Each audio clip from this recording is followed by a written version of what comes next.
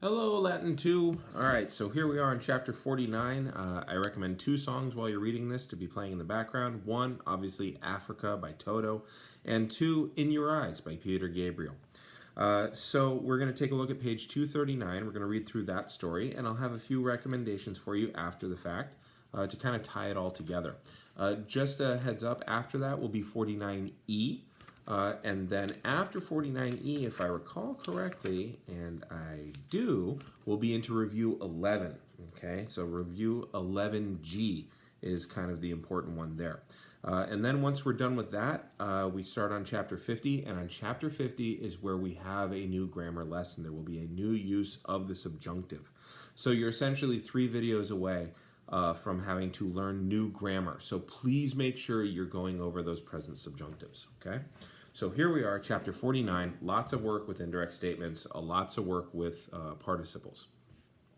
Once upon a time in the Circus Maximus, the bestial games, the wild beast games, was being given to the people, or to the population. Everyone all the lions were a source of admiration for the spectators. So admirationi is going to be a participle, and I'm saying they were of this, so all the lions were of this. And what that means is you've got yourself essentially a genitive of description, okay? Like, I'm a man of education. The lions were of wonder, were a source of wonder or admiration. So all the lions were a source of wonder for the spectators, but one out of these lions was seeming most savage. Let's see. It had been led amongst the others. A certain slave to whom the name was Androcles, to whom the name was is a dative of possession, was led, or had been led, to the beast fights amongst the other slaves, presumably. Which when the lion from a distance, when that lion from a distance had seen him, him being Androcles, suddenly, just as if wondering, it stood. And then, or from there, slowly and gently, it approached to the man. Then moving its tail calmly and in a coaxing manner. In other words, its tail was wagging. It licks with its tongue, the hands of the man, who was already near paralyzed with fear. Androcles, once his mind had now been recovered, watched the lion attentively. Then, just as if mutual recognition had been made, happy, they were standing there, both the lion and the man. That situation was so wonderful, or so strange, that it excited. So strange a situation as that excited the crowd greatly. Let's see. The emperor asked that Androcles be led to, or to be summoned to the pulvinar, the royal seat, so that he could ask, or so that he to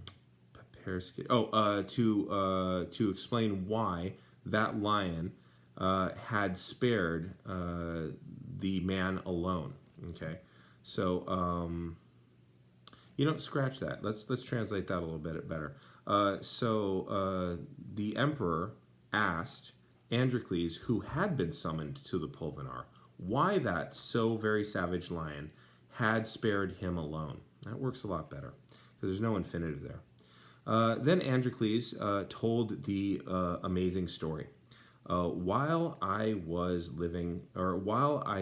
in Africa with my master, he says, on account of the cruelty of him, and propter takes the accusative. So on the account of the cruelty of him, I was forced to flee and to hide in and I fled. I was forced to flee. I fled into a cave, or I fled for refuge into a cave. Hardly a little bit later, came this lion to the same cave, groaning and grieving or hurting, with one lame paw, and I'm going to say paw instead of foot. And at first, indeed, I was hiding, full of terror. But the lion, when it had spotted me, approached, what do we want to say, gentle and tame, and it placed its paw, or it showed its paw to me, just as if seeking help.